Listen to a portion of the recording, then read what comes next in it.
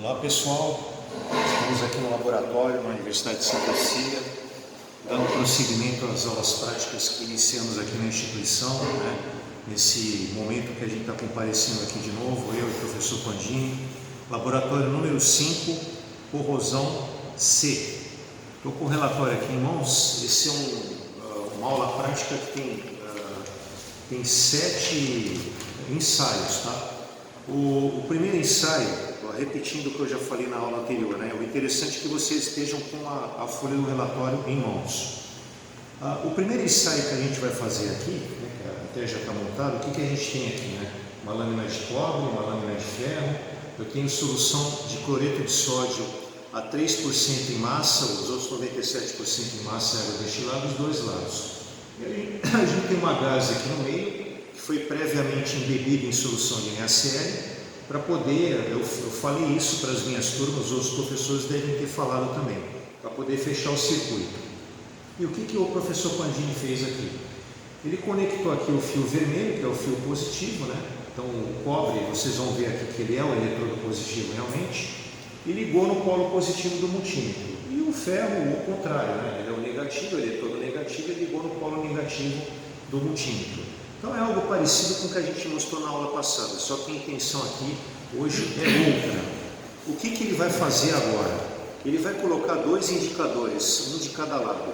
Do lado esquerdo, onde está a lâmina de cobre, ele vai pingar, costumo colocar 6 gotas. 6 gotas de fenolftalina. Depois eu explico por que a gente está colocando fenolftalina, tá? E do lado da lâmina de ferro, ele vai colocar 6 gotas do indicador de corrosão do ferro, chamado ferricianeto de potássio. Aqui na folha de vocês aparece inclusive o nome do indicador no desenho, tá? O desenho representa esse ensaio que a gente está realizando aqui no laboratório. E ele inclusive no desenho mostra que do lado da lâmina de cobre você tem que pingar fenolftalina e do lado da lâmina de ferro tem que pingar o ferricianeto de potássio. Qual que é a função do ferricianeto de potássio? Mostrar quimicamente que de fato o ferro está sofrendo corrosão. Qual que é o teste positivo? Aparece a coloração azul, que a gente chama de azul de Turnbull. A substância que se forma tem a reação, aqui no relatório de vocês, que é a reação do ferricianeto com o ferro 2+, formado na oxidação do ferro, porque o ferro está perdendo elétrons para o cobre. Agora eu vou dar uma paradinha para o Pandini fazer o experimento, depois eu continuo. É o seguinte, eu já acrescentei aqui a fenolftalina na solução onde encontra-se a lâmina de cobre. A solução de fenolftalina é incolor, tá? Da mesma cor, ou seja, da mesma forma que a solução salina. Então eu já adicionei fenolftalina junto à lâmina de cobre, já foi adicionado e nós não temos cor alguma na solução. Por que eu estou parando para falar sobre isso? Porque agora eu vou acrescentar no lado que tem a lâmina de ferro o indicador ferricianeto de potássio. Esse indicador dissolvido em água, ele já é amarelo. Então a solução naturalmente ela vai ficar amarela quando eu acrescentar, porque é a cor do indicador. Não significa que a solução amarela está havendo uma reação química, tá? Como o Paulo disse, a cor que a gente deve observar na oxidação do ferro em contato com o ferricianeto é o azul de Turnbull, tá? Vou acrescentar as 6 gotas. E não demora para aparecer a coloração azul, viu, pessoal? É bem rápido. Vê se tu consegue deixar virado para mim, acho que dá para ver na imagem. Então olha só, eu acrescentei a solução, a mistura já está amarelada e a gente consegue observar traços de coloração azul. Isso indica corrosão de ferro, a presença do íon ferro 2+. Tá? Eu vou tentar levantar a caixinha para que vocês talvez consigam observar aí pelo vídeo. Aqui tá, pessoal, aqui nesse cantinho. Eu não sei se acontece isso nas aulas do Pandini, dos outros professores, mas na minha já teve aluno que falou assim: pô, professor, mas eu estou enxergando verde ali. É que o azul com o amarelo da solução pode dar a impressão que é verde, mas a gente tem uma coloração azul. Então, teste positivo, realmente é o ferro que está se oxidando. Agora tem aluno que faz o seguinte questionamento: Ah, professor, por que eu estou fazendo isso, fazendo esse teste aqui? Se com o uso do multímetro eu já consigo perceber qual dos dois está se oxidando. A gente vai até mostrar isso porque é uma pergunta do relatório, né? Se o teste químico concorda com o teste, não coloca número aqui. A leitura do multímetro. Aqui aparece voltímetro, mas é multímetro. Se ela está concordando com a leitura química que a gente fez, por isso a gente vai fazer a leitura, tá? Está dando aqui 320 milivolts. O que significa isso? O professor Pandini ligou tudo corretamente, né? Eletrodo positivo, polo positivo do multímetro, eletrodo negativo no polo negativo do multímetro. Então, isso mostra que realmente o cobre está sofrendo redução, é a placa catódica. E o ferro está sofrendo oxidação, é a placa anódica. Então, já sabemos que o ferro se oxida e confirmamos pelo teste químico que o professor acabou de fazer. Então, essa pergunta que aparece aqui, ó, no relatório na primeira página, compare os eletrodos identificados quimicamente com a informação do voltímetro, repito, a gente usou um multímetro, são concordantes. Aí basta que você coloque sim, tá bom? Apenas fazendo a leitura do multímetro, pessoal, você simplesmente sabe quem oxida e quem não está se oxidando. O indicador químico, ele possibilita que você visualize isso. Ou seja, você identifica a partir de uma coloração que se forma mediante uma reação química, tá? Então são duas análises separadas, onde uma acaba concordando com a outra, uma acaba corroborando com a outra. Pessoal, antes da gente seguir para o próximo ensaio, o professor já vai começar a desmontar aqui para pegar o próximo, né? Para a gente não tornar a aula muito longa, tem algumas perguntinhas aqui no relatório. Aí se aproveita aí, né? Vou falar isso a terceira vez, né? Eu falei na aula passada, que a gente teve aqui no laboratório. Fica com o relatório na mão, fica melhor para acompanhar a aula. Então aqui na letra A, indicadores de corrosão, no caso aqui ele coloca indicadores de corrosão, mas ele só usou um, né? Que é o ferricianeto de potássio, que é exclusivo para indicar a corrosão do ferro, ele não é capaz de indicar a corrosão de qualquer material metálico. Então vamos responder essas duas perguntinhas que tem aqui. Perguntinha número 1 na letra A. Através da informação do voltímetro, podemos concluir que o anodo, polo negativo, é eletrodo D, o professor desmontou, mas é o ferro. E o catodo, polo positivo, é o eletrodo de cobre, como a gente tinha comentado. Então aí nas lacunas, primeiro você põe ferro, depois você põe cobre. Segunda perguntinha, na pilha da cor da solução ao redor da lâmina do anodo, não chegou. Não, eu estou pensando aqui na questão do cobre, se apareceu a coloração rosa. Não apareceu, mas eu vou comentar. Como eu tinha comentado, é difícil, né? Então, continuando, pessoal. E tem a pergunta número 2 aí. Na pilha acima da cor, acima ele fala por causa do desenho, né? Aqui não está nada acima, só aí na tua folha. Na pilha acima, a cor da solução ao redor da lâmina do anodo é o ferro azul, né? O azul de tânico, mas coloca só azul. E ao redor da lâmina do cátodo se coloca rosa. O problema é que esse rosa, você não está conseguindo ver por causa da dificuldade aqui, né, de ser uma aula gravada. Nós aqui, próximos, estamos vendo que o rosa não apareceu. É loteria. Às vezes essa coloração rosa pode aparecer, às vezes ela não aparece. Aqui a gente teria que mudar a posição para te mostrar o quadro. A gente está evitando de fazer isso porque a gente vai perder tempo. A gente perde tempo achando uma posição ideal. Então eu vou comentar a reação com você. Depois, quando eu mandar vou adiantar uma informação para falar depois, né? O questionário é a última página. Isso aqui a gente vai entregar respondido para vocês, tá bom? Em PDF, tá? Responde, escaneia, manda em PDF, cada professor manda em PDF para vocês.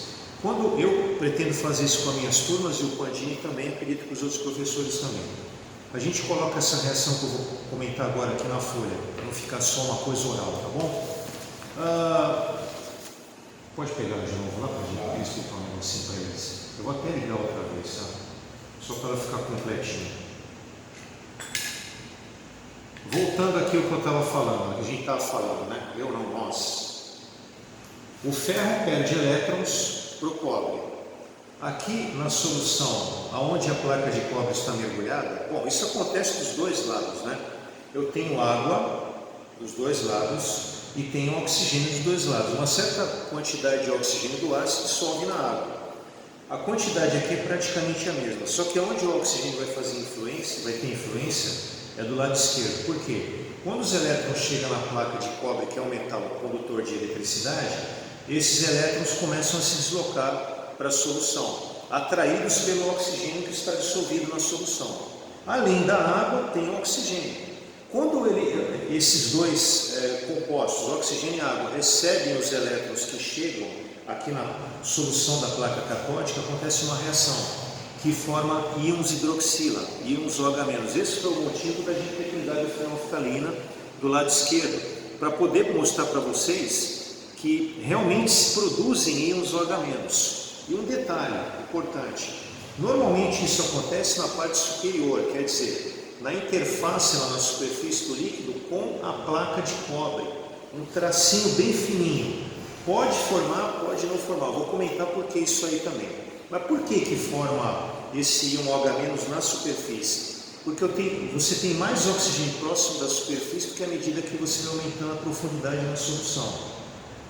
Essa reação então ela acontece mais proeminentemente na superfície. Aí daí então, como forma o OH- e tem fenolftalina, apareceria a coloração rosa. Ah, por que tem hora que não aparece, tem hora que aparece, a nossa aqui não apareceu? A gente não sabe o estado que está o cobre, que está dentro aqui dos fios, né? Ele tem plástico aqui, você vê plástico, mas lá dentro todo mundo sabe que tem cobre. Se tiver interrupções, eu não consigo ter muita energia elétrica chegando desse lado aqui. Então, a quantidade de íons OH- que se formam aqui do lado da placa de cobre depende muito disso também, né? Se chega uma quantidade menor de elétrons, tem uma quantidade menor de OH- se formando. Então, provavelmente foi o que aconteceu aqui na nossa, a gente não está conseguindo ver. Eu não sei se você consegue enxergar. Não, hoje não está aparecendo. Apareceria uma linha cor-de-rosa bem fininha, mas a nossa aqui não está aparecendo. Então, vocês não estão conseguindo ver e nem a gente aqui, tá bom? Então, prometo que depois eu coloco essa reação que eu comentei aí. A reação é O2 mais 2H2O mais 4E menos, né, mais 4 elétrons, formando 4 OH-, tá? Depois eu coloco na folha do questionário isso aí. E aí, relembrando, né? Fenolftaleína é um indicador ácido básico. Exatamente, esqueci de falar isso Em aí. meio ácido, a fenolftaleína é incolor, você nada observa. Em meio básico ou alcalino, ele é rosa, de rosa a vermelho, dependendo do pH, da concentração. Então você consegue visualizar bem a fenolftaleína, ou você consegue visualizar em meio básico, utilizando a fenolftaleína, aparecimento da coloração rosa. Da mesma forma que o ferricianeto é específico para a corrosão do ferro, né? Então ele fica azul apenas quando o ferro é o ânodo, quando o ferro está se oxidando. Então, só resumindo o que o professor falou, né, para finalizar, para a gente ir para o próximo ensaio, o ferricianeto de potássio é um indicador sensível à presença do ferro 2+. A fenolftaleína é um indicador sensível à presença do ânion hidroxila, o íon OH-. E a indicação de se tem ou não ferro 2+, é pela coloração azul que surge, e aqui pela coloração rosa.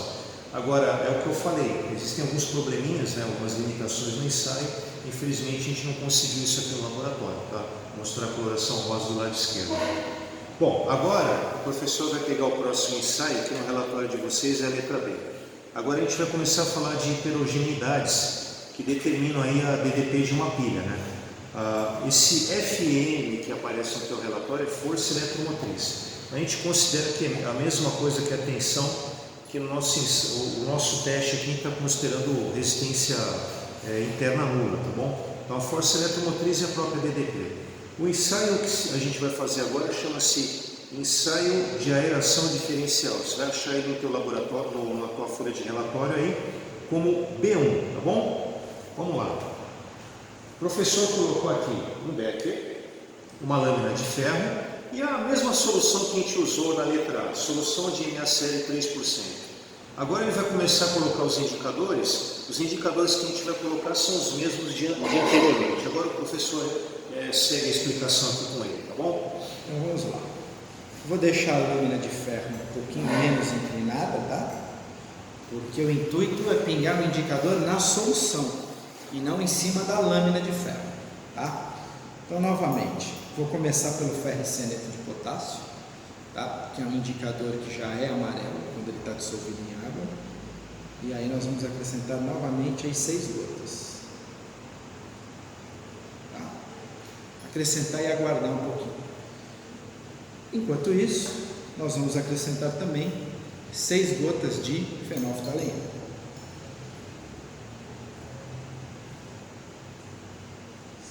Então vocês observem que a solução fica amarelada, né? Porque a cor do ferricianeto um pouco mais diluída.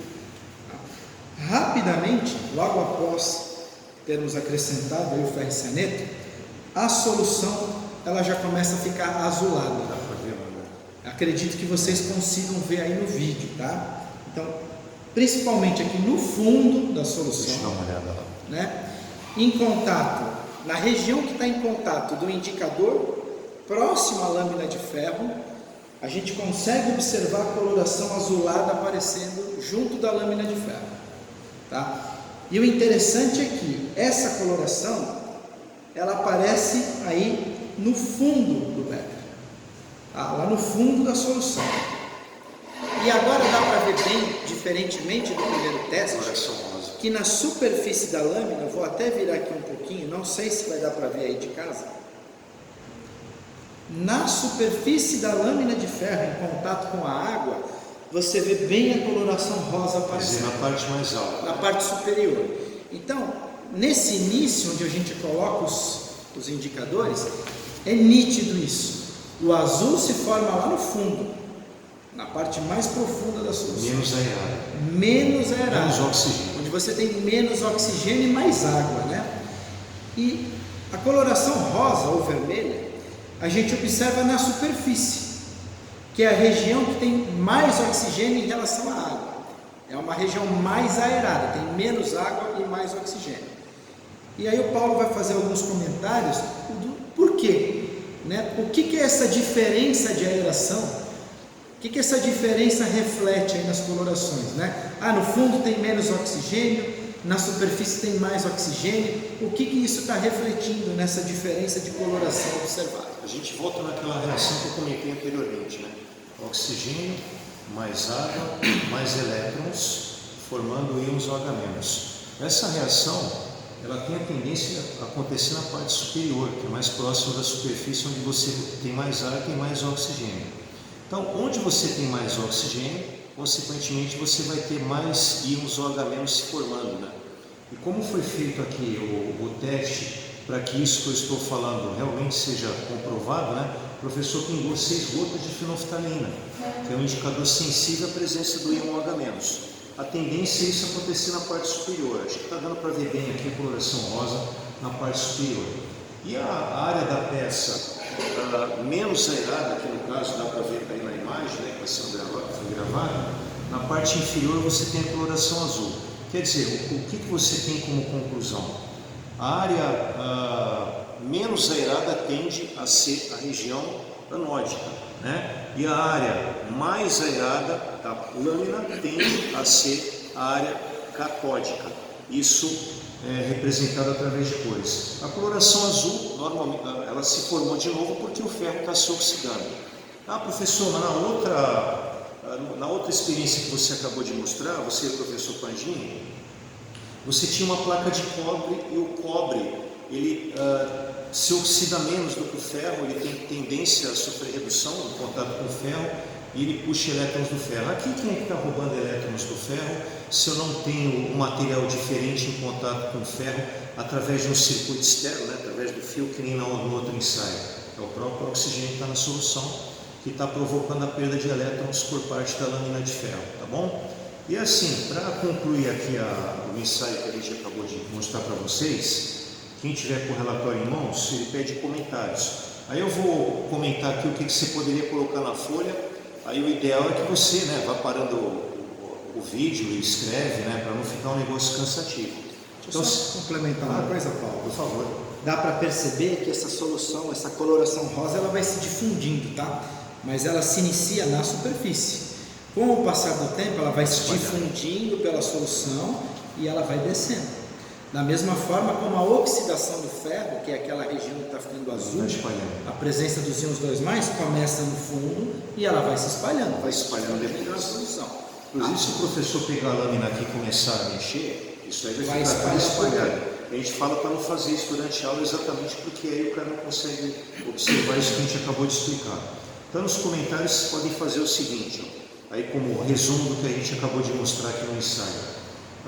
É a moral da história, né? Você pode colocar a coloração azul surge na parte inferior da lâmina, que é a região anódica, a área menos aerada. Então a coloração azul aparece na região menos aerada, a região anódica.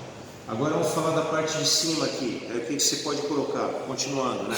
E na região mais aerada, na parte superior, forma-se a coloração rosa, portanto, área catódica, tudo bem? Então, área anódica, parte inferior, área catódica, parte superior. Área anódica, coloração azul, área catódica, coloração rosa, beleza? Área anódica, menos aerada, área rosa, mais aerada. Tá bom? Acho que tá bom aí, dá pra gente prosseguir para a próxima.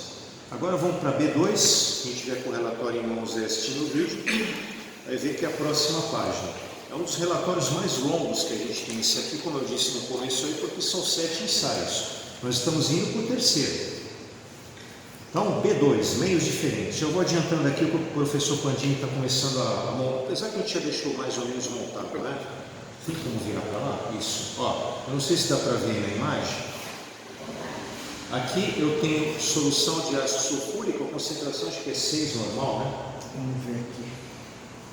1 molar? 1 molar. 1 molar, 1 mol por litro. A do hidroxóide parece que é a mesma coisa. Então são soluções de mesma concentração. E estamos pegando materiais aparentemente iguais, só que a gente mostrou no laboratório número 4, né? Medindo lá materiais iguais, que existem heterogeneidades que podem fazer com que exista uma diferença de DDP. Não foi comentado aqui nessa aula, hoje é assunto da aula, vamos falar.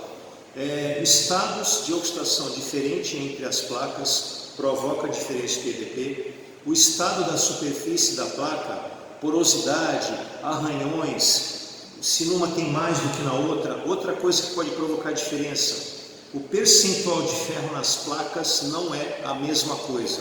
Eu não tenho o mesmo percentual de ferro nas duas placas, e isso também, o que eu estou falando significa que não é 100% de ferro nas duas placas. A maior parte do percentual em massa da placa é ferro, só que você tem outros elementos. E essa composição dos outros elementos em relação ao ferro, ela não é a mesma nas duas placas. Não sei se o professor quer complementar com mais alguma coisa. Não, tá. Então, agora o que a gente vai fazer?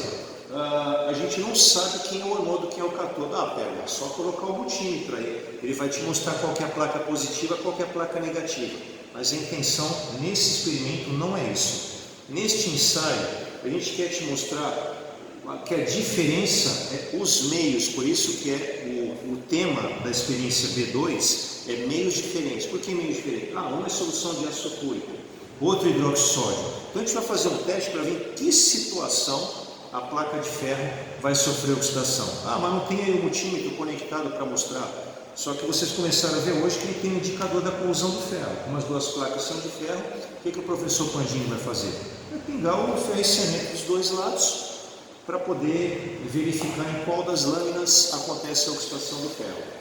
Antes de pingar, Paulo, eu até pergunto isso para os meus alunos em aula.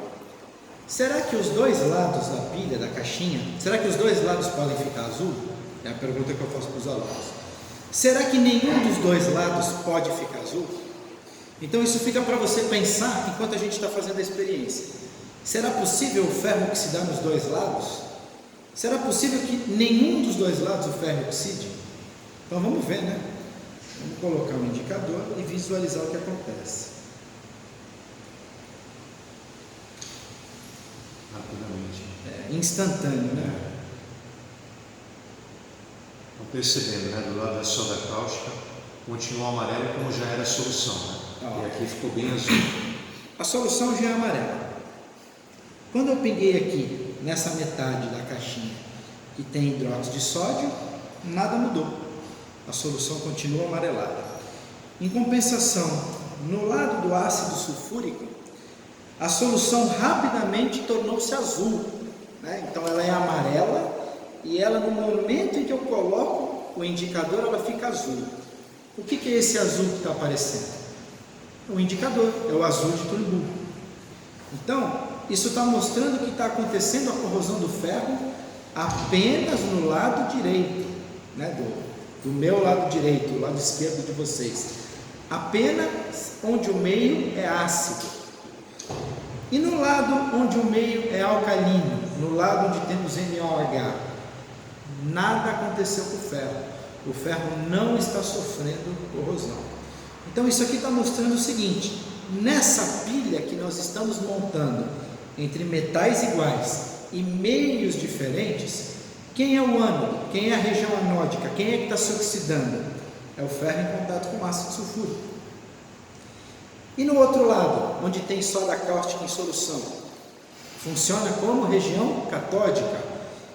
E você sabe que a região catódica é a região onde não ocorre oxidação. Isso nós falamos lá na aula de corrosão, né, Paulo? Foi a primeira aula de corrosão, a gente comentou sobre isso, laboratório 3. O cátodo é a região onde não há oxidação. A oxidação ocorre somente no ânodo. Então, respondendo aquela minha pergunta, antes de pingar o reagente, seria possível que os dois lados da caixinha ficassem azul? Não. Você não pode ter oxidação nos dois lados da pilha. Em um lado tem oxidação, no outro lado tem redução.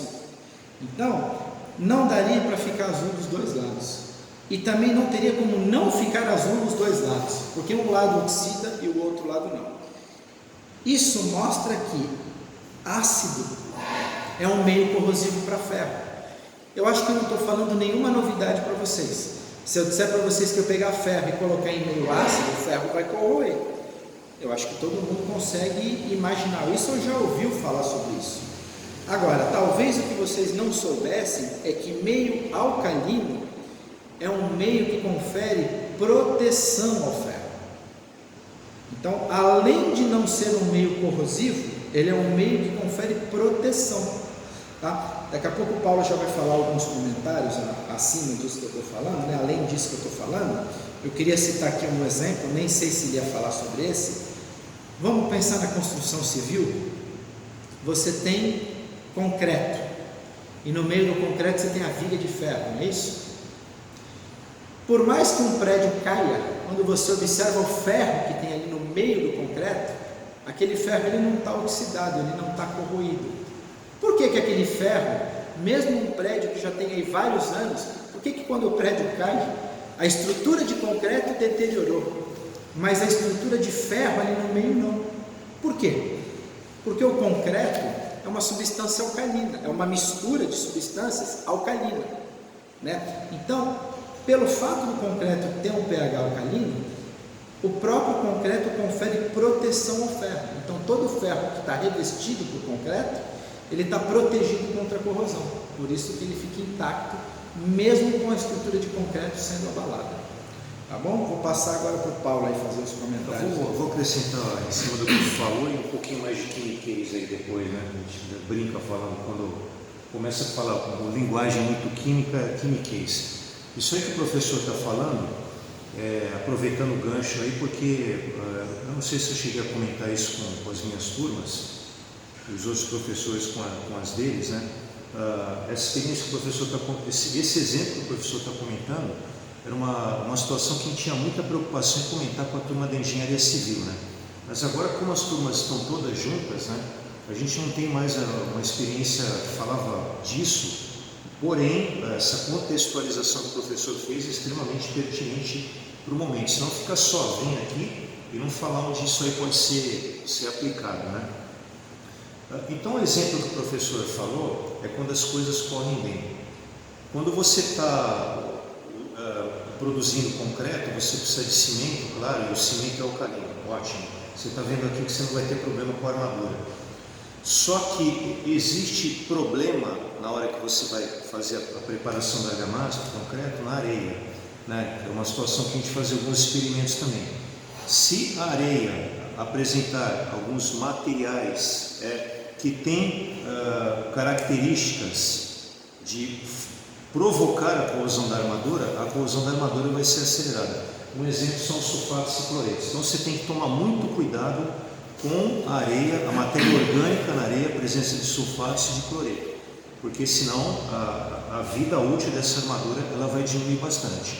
Tomando cuidado com isso, é como o professor falou, você não vai ter problema porque o cimento é alcalino. Agora a brincadeira que eu fiz do Chemicase é o seguinte: por que o ácido ele provoca a corrosão do ferro? Ácidos em meio aquoso é uma reação química, tá? Produz íon H+, ou mais modernamente o H3 ou mais. Mas eu acho mais didático, acho que o professor concorda com isso, usar o H+, tá? Que é no dia a dia o que a gente usa mais. E o H+, ele se torna um meio corrosivo para o ferro. Ele age sobre a superfície do ferro, roubando elétrons do ferro. Essa reação, inclusive, ela mostra hidrogênio. Quando o professor estava falando, eu não sei se o professor vai conseguir enxergar, eu não estou enxergando. Quando eu estou fazendo esse ensaio, dá para ver bolhas de hidrogênio se formando aqui nesse professor. Eu não vou perguntar para vocês, eu nem poderia perguntar porque ela não é presencial. Não vou nem imaginar que vocês estão conseguindo enxergar, porque eu estou tendo dificuldade para aqui. O professor está enxergando que realmente formou bolhas de hidrogênio, tá? Então eu vou pedir que vocês acreditem na gente, tá? Junto aqui, principalmente aqui na superfície, né? No cantinho, entre a solução e a lâmina, a gente consegue ver pequenas bolinhas se formando aos poucos.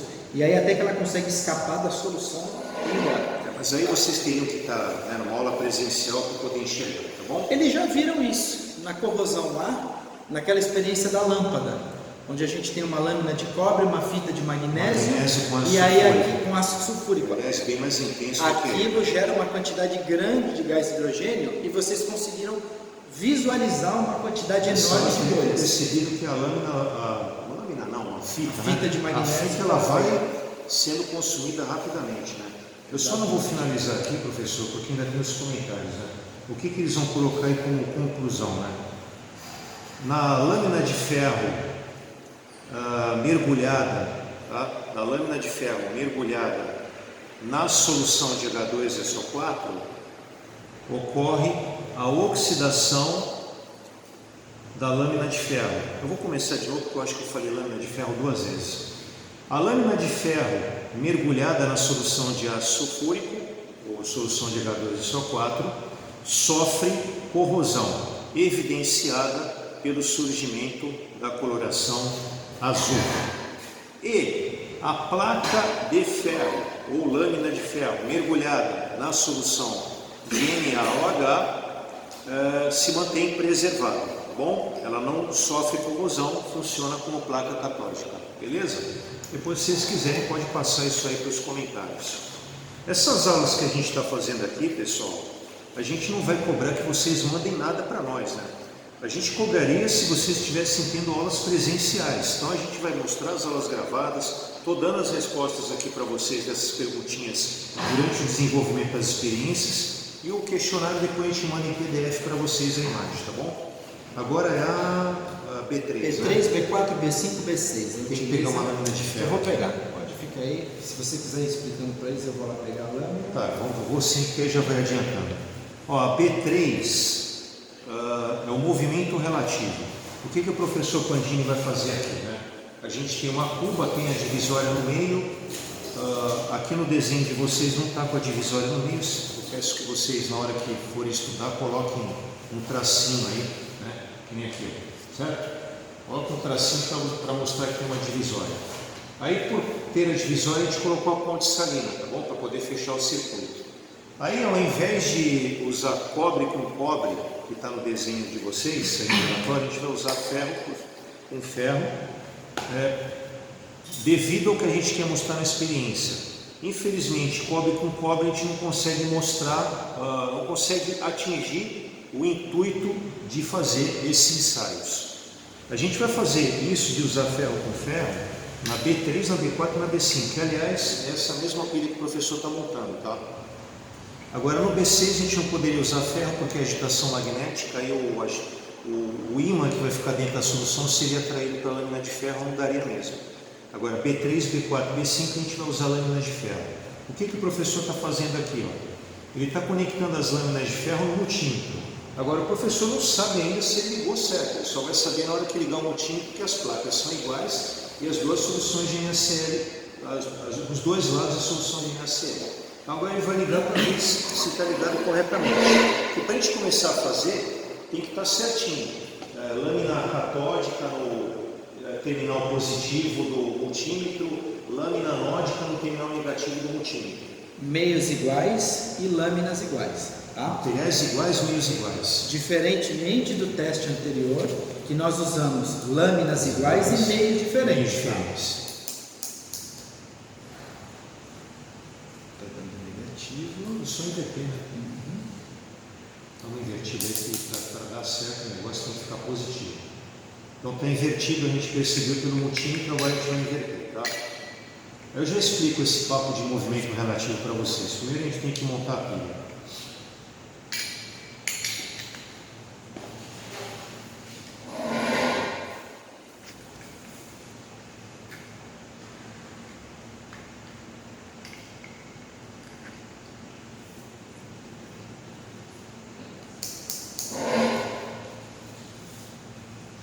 Então, antes do professor efetuar a alteração, vou falar um pouquinho do conceito que a gente quer mostrar aqui no experimento.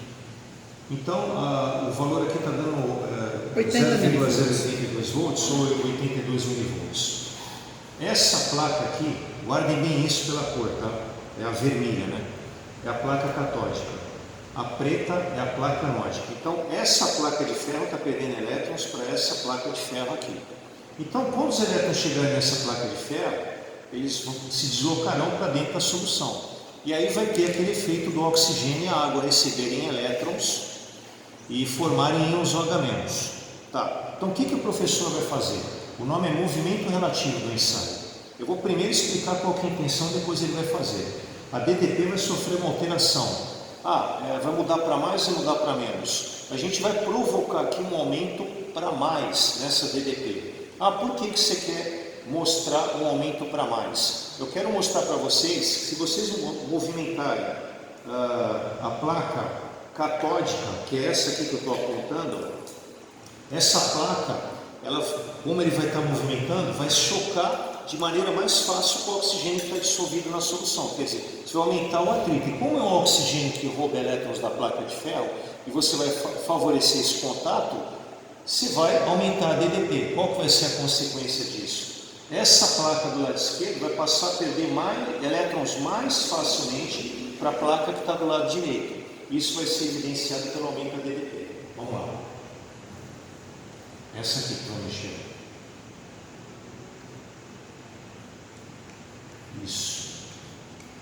Já nem precisa continuar. Eu não sei se está dando para vocês enxergarem. Já foi lá para 125. E se ele continuar mexendo, vai aumentar mais ainda. Vou dar uma paradinha, vou mostrar para você aquilo que eu falei. O oxigênio, ele tem o efeito de puxar os elétrons da placa catódica, certo? Então, quando você movimenta desse lado aqui, do lado da placa catódica, o oxigênio começa a receber elétrons mais facilmente dessa placa. Consequentemente, você tem uma oxidação maior dessa placa. Qual foi a prova disso? O DDP aumentou. Agora, quer ver só se o professor mexer na placa contrária? Aí, o que vai acontecer? Você vai começar a provocar a oxidação dessa placa por causa do contato com o oxigênio, só que isso eu não consigo provar para você. O que eu consigo provar para você é que a DDP vai diminuir porque vai começar a chegar menos elétron desse lado aqui, porque eu estou favorecendo o contato entre o oxigênio e a placa daquele lado. Ela vai continuar sendo placa anódica, como já era no momento, só que vai diminuir. Vou mostrar lá para eles. Está em só para relembrar, 86. Ela estava em 82 milivolts. Quando nós agitamos, ela subiu até 125. Então, deu para perceber isso claramente. Não foi um aumento de 2 milivolts, tá? Eu estou até falando para esperar um pouquinho. Porque está voltando o que estava antes. Já retornou ao valor original de 82 agora milivolts. Então, agora eu vou agitar com o valor original, com o valor inicial. Você consegue segurar essa aqui? Opa! Vamos deixar essa fixa e vamos agitar outra. Olha lá, pessoal, está baixando bem agora. Caiu para 14, 13 Já está negativo, né? Ficou negativo Já agora. está negativo. Já deu para mostrar. Chegou até menos 12 milivolts. Tá? Aí, nesse caso que o professor fez agora, a corrosão, o efeito da passagem dos elétrons do lado esquerdo para o lado direito, ele diminuiu, porque a tendência é ficar por aqui, ó. Aí o DDP diminuiu. Quando aquilo que a gente fez anteriormente, movimentar essa placa, a gente acelerou a corrosão dessa placa aqui, que a gente favoreceu a atração dos elétrons de uma placa para outra por causa da movimentação que a gente provocou desse lado aqui. Fluxo. Eu gosto de falar para a minha turma, não é uma situação exatamente igual a essa aqui, mas eu acho que dá para contextualizar a situação. Você tem um navio, ele está ancorado no porto dentro da água, tá bom? A água, cloreto de sódio, 3, 3,5%, aí varia de um lugar para outro, tá? Mas em cima desse valor. A estrutura do navio, a superfície dela é feita de aço, aço tem ferro. Ela está em contato com a água do mar, tem oxigênio na água do mar. Aí você tem uma perda de elétrons da estrutura, do ferro da estrutura para o oxigênio, certo? Então assim, o navio está ancorado, ele está sofrendo corrosão, a estrutura dele está sofrendo corrosão, por mais que você aplique métodos protetivos, que é o assunto da nossa próxima aula. Pintura, anodo de sacrifício, isso você retarda a corrosão, mas ele vai sofrer corrosão. Você só aumenta a vida útil da peça. Agora, olha a diferença, o navio solta lá a corda, começa a navegar, vai lá para o destino dele. Aí você tem uma movimentação, que nem a gente provocou aqui. Então, quer dizer, está favorecendo o contato com o oxigênio que está na água do mar. Aí, nesse caso, obviamente, a corrosão vai se acelerar. Quer dizer, moral da história, o navio que está ancorado, a estrutura não vai corroer da mesma forma do que quando ele está navegando, né? E esses navios, quando fazem viagem, são dias, né? Dias e dias. Semanas. Então, quer dizer, você imagina o tempo aí que isso que eu estou falando vai acontecer, tá bom? Então, eu comentei porque é um exemplo que eu gosto de falar, não sei se o professor quer comentar mais alguma coisa. Tá, e pegar, o que eu coloco aqui como comentário? Movimentando-se a lâmina catódica favorece os choques entre esta lâmina e o oxigênio solvido na solução e ocorre maior oxidação da lâmina anódica. Ponto. Isso é comprovado pelo aumento da DDP. Só lembrando que foi a primeira situação, quando ele movimentou a placa catódica. É isso que eu estou explicando agora, tá bom? Agora o professor vai mostrar aqui, vai manter a ordem aqui? Pode ser. Aeração, agitação. É o insuflar com a pera, né? A gente coloca agitação porque quando você injeta o ar lá tem uma movimentação do líquido também. Mas basicamente o que o professor vai fazer aqui, com o auxílio da pipeta e da pera, é injetar ar do lado da placa catódica de novo, tá? Essa agitação vai ser manual ou peixinho? Não, só injeta o ar, tá ótimo. Agora vamos ver como é que está a DDP, né?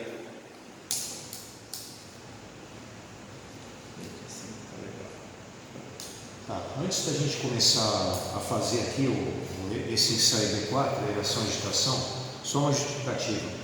O professor vai injetar o ar aqui porque é o lado em que o oxigênio puxa os elétrons que chegam, saem do circuito. O circuito é a saída dos elétrons do ferro para a chegada na lâmina de ferro que está aqui do lado direito. Aí esses elétrons vão para a solução. Então esse oxigênio que está aqui, ele está puxando elétrons para dentro do meio. Quando você aumenta a quantidade de ar, aumenta a quantidade de oxigênio. Quer dizer, o efeito vai ser potencializado. Você vai ter condição de atrair mais elétrons para dentro da solução. Mas que elétrons? Dessa lâmina.